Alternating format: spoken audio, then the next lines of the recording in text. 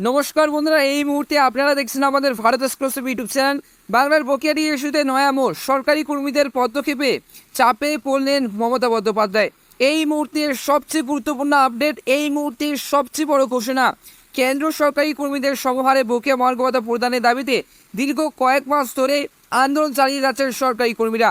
তবে তাতে সরকারের মন গলেনি। এর মাঝে কিন্তু কয়েক বছর এবং কয়েক দফায় সেই কিন্তু মমতা বন্দ্যোপাধ্যায় ডিএ বাড়িয়েছেন।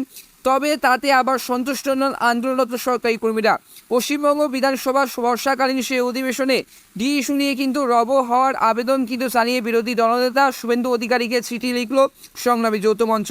সরকারি কর্মীদের এই সংগঠন বিগত প্রায় 1.5 বছর ধরে কেন্দ্র হারে বকেয়া মহার্ঘ ভাতার দাবিতে আন্দোলন কিন্তু করে চলেছে।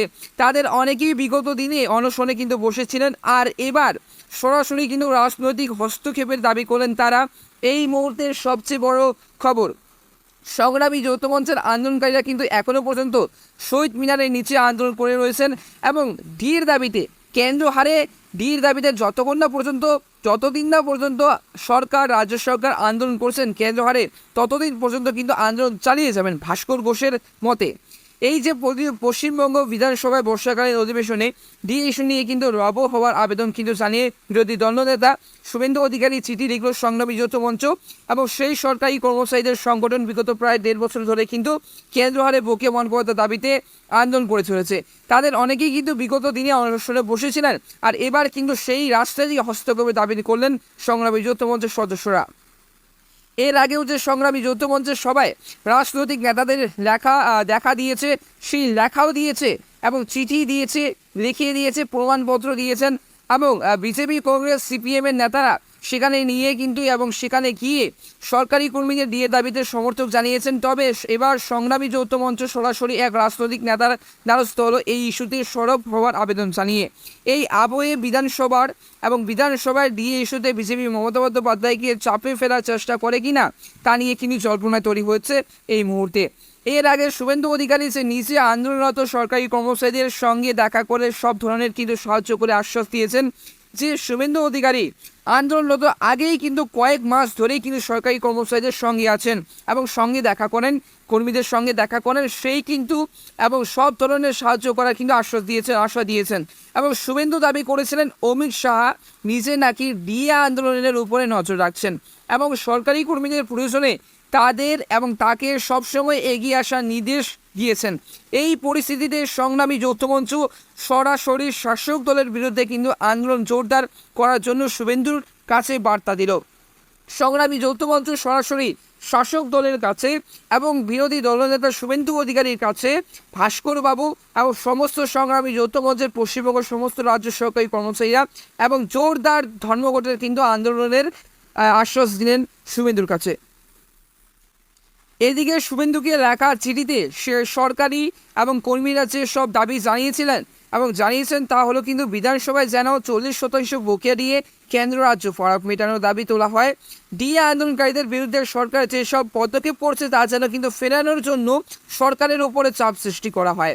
এদিকে পঞ্চম বেতন কমিশনের বকেয়া ডিএ মামলায় সুপ্রিম কোর্টে রাজ্য সরকার যে স্পেশাল লিভ পিটিশন এসএলপি দাখিল করা হয় এবং করেছে তা প্রত্যাহারের জন্য চাপ সৃষ্টি করা হচ্ছে।